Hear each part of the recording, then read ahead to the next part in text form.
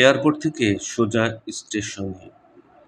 অনলাইনে আগে একটা ক্যাবিন কেটে রেখেছি। 1টা 30 মিনিট ট্রেন ছাড়বে। 10টার সময় ওয়েটিং রুমে প্রবেশ করলাম। এক সাইডে গিয়ে বসলাম। কুলি লাগেজ রেখে বলল, স্যার, ট্রেন আসতে সময় লাগবে, আপনি বিশ্রাম করুন বলে চলে গেল। আমি ট্রেন ট্র্যাকারে দেখে বুঝলাম 1টা 30 মিনিটের আগে গাড়ি ছাড়বে না। দেশের অনেক পরিবর্তন হয়েছে 15 বছরে। 15 বছরের সরকার রাতারাতি বদলে গেছে। অনেক কিছুই রাতারাতি বদলে গেছে, কিন্তু বাংলার সেই গান এখনো উল্টোই রয়ে গেছে। স্টেশনের রেলগাড়িটা মাইপা চলে ঘড়ির কাঁটা। বড্ড ক্ষুধা পেয়েছে। ব্যাগ থেকে খাবার আর পানি বের করে খেয়ে ফেললাম। এবার একটু চা। চারিধারে চেয়ে দেখলাম রুমটিতে সিসি ক্যামেরা লাগানো। সিকিউরিটি গার্ড বলল, বাইরে যেতে পারেন স্যার, চুরির ভয় নেই। আমি মুচকি হেসে ব্যাগটি কাঁধে ঝুলিয়ে রুমের বাইরে চায়ের সন্ধানে বের হলাম। এক স্টলে পৌঁছে বললাম, চা হবে? চিনি ছাড়া, লিকার। দোকানি, টি ব্যাগ। আমি, ফ্লাক্সটি এগিয়ে 10 ব্যাগ দিয়ে ভরে দাও। দোকানি, কি সিগারেট দেব? আমি, ওইটা আর লাগে না। চা নিয়ে টাকা মিটিয়ে হাঁটা ধরলাম। পথে এক প্রতিবন্ধী সাহায্য চেয়ে ফিরছে। আমি ক্যামেরা বার করে ছবি তুললাম। বয়স বোঝা মুশকিল। আমাকে উদ্দেশ্য করে বলল, ভিডিও করবেন না স্যার। আমি, তোমার সাথে কিছু কথা বলবো। ছেলেটি, আমার সময়ের দাম আছে। আমি, 5 মিনিট 500 টাকা। ছেলেটি বলে, তবে আগে টাকা দিন। আমি টাকা দিয়ে, তোমার নাম, তোমার বাবার নাম, কোথায় বাড়ি, সংসারে কে কে আছে, প্রতিদিন কত টাকা পাও, এটা ওটা, এ আর কি। ছেলেটির নাম রইস। রইস তার জীবনের গল্প আমাকে বলল। রইসের কাছে অনেক টাকা, কিন্তু যতই টাকা পায় তার পাওনা 10%। সবার অজানা ভিক্ষা নিয়েও ব্যবসা। শুধু এই দেশে নয়, পৃথিবীর অনেক দেশেই। আমি রইসের কাছ থেকে উঠতে উঠতে বললাম, তাও ভালো, 10%। আমি এমনও শুনেছি, দেখেছি, কিছু দেশে নাকি ভালো মানুষকে জোর করে বিকলাঙ্গ করে ভিক্ষা করানো হয়, বিনিময়ে থাকা আর খাওয়া। উপার্জন কম হলে সেই দিন ভাগ্যে থাকে গালি আর মার, তা দিয়ে পেট ভরাতে হয়। রইস আঁতকে উঠল, কি বলছেন স্যার? আমি, হ্যাঁ, বিগার মাফিয়া। তারা ছোট বাচ্চাদের বেশি ব্যবহার করে। পাশ থেকে দুটি কণ্ঠ কানে এলো। একজন, ইনি কি দান করলেন? অন্যজন, ধুর, দান না ছাই, এটা ওর ইনকাম, টিকটক। আমি মুচকি হেসে তাদের দিকে চেয়ে, আজ্ঞে আমি কিনেছি। একটি মহিলা অবাক হয়ে, কি কিনেছেন? আমি, সময়। সময়ের দাম আছে, আপনারাও কিনতে পারেন,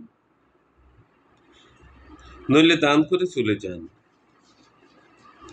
আরো 2-1জনের সাক্ষাৎকার নিয়ে তাদের সাথে কথা বলে আমি ওয়েটিং রুমের দিকে হাঁটা ধরলাম। ওয়েটিং রুমে গিয়ে দেখি এক অপূর্ব সুন্দরী মহিলা আমার সিটে বসে। আমি, এই যে মিস, আমি, আপনি আমার সিটে বসে। মহিলা বিরক্তের সাথে আমার দিকে চেয়ে উঠে গেল। আমি বসতেই কুলি এসে বলল, 1:30 আগে গাড়ি ছাড়বে না। রাতের খাবার খেয়ে বিশ্রাম নিন। আমি সময় মতো চলে আসব। আমি ফোন বার করে ব্যাগ থেকে পুরনো সিম ফোনে লাগালাম। সঙ্গে সঙ্গে বহু মেসেজ, সব পুরনো। একটা একটা করে পড়ছি আর ডিলিট করছি। পাশে কে যেন বলল, একটু বসতে দেবেন প্লিজ। আমি চেয়ে দেখি এক অন্তঃসত্ত্বা মহিলা, সাথে এক ভদ্রলোক।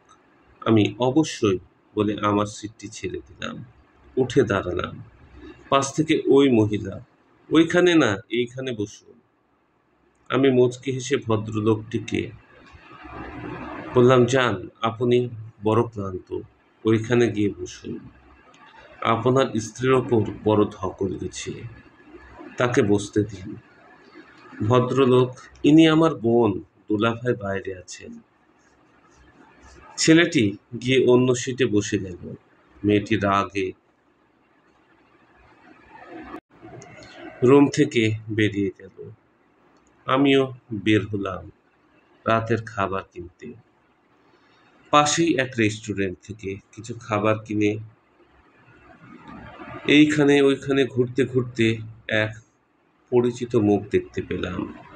নবদম্পতি, মনে হয় হানিমুন থেকে ফিরছে। আমি চুপ করে সেখান থেকে সরে পড়তেই ধাক্কা। I am so sorry. Waiting রুমের সেই সুন্দরী মহিলা খুব লজ্জা পেয়েছে। কোনো মতে আমার দিকে চেয়ে কথা পাল্টে, আমাকে উঠিয়ে অন্যজনকে বসতে দিলেন কেন? আমি, আপনি তো সবই দেখেছেন। মেয়েটি, তাই তো আমি আমার সিটটি ছেড়ে দিলাম। আমি আর কথা না বাড়িয়ে, আমি প্রিন্স। মেয়েটি, আমি জান্নাত, ঋষিকা জান্নাত। আমি, কোথায় যাচ্ছেন? জান্নাত, ভাইয়ের বিয়ে। আমি, বুঝলাম না। বাবার বন্ধুর ভাতিজার বিয়ে। জান্নাত, আপনি? আমি, বাড়ি ফিরছি। জান্নাত, আমার আপাদমস্তক ভালো করে দেখে। আমি তো ভেবেছিলাম আপনি ফরেনার। আমি, তাই ছিলাম। জান্নাত, কোন দেশ? আমি, নো কমেন্ট। জান্নাত, আপনার পরিবারে কে কে আছেন? আমি, কেউ না। জান্নাত, বন্ধু বান্ধব? আমি, হয়তো এতদিনে সবাই ভুলে গেছে। জান্নাত অবাক হয়ে আমার দিকে চেয়ে। আমি, অবাক হবার কিছুই নেই। Man is the biggest selfish. চলুন, আমাদের গাড়ি আসছে। জান্নাত, একটু থামুন। আমি, বলুন, আপনার নাম্বার? আমি, ও অবশ্যই। আমরা দ্রুত গতিতে উঠে গেলাম। কুলি আগেই মালামাল তুলে ক্যাবিনে দাঁড়িয়ে। আমি টাকা দিয়ে কুলিকে বিদায় দিয়ে বললাম, এক ভদ্রলোককে দেখলাম অনেক মালামাল নিয়ে দাঁড়িয়ে, জলদি যাও। কুলি, আগেই তাদের কাজ হয়ে গেছে। আপনার পাশের 3টা ক্যাবিন তাদেরই। আমি, তোমরা তাকে ভালোই চেনো বুঝি? কুলি, চিনব না? বাসার গ্রুপের মালিক, নিজের বলে প্লেন আছে, আছে কতটা হেলিকপ্টার, জাহাজের ব্যবসায়ী। আমি, বাস নেই? কুলি, তা আবার বলতে, শুধু ট্রেনই নেই। ট্রেনে চড়া তার নাকি শখ।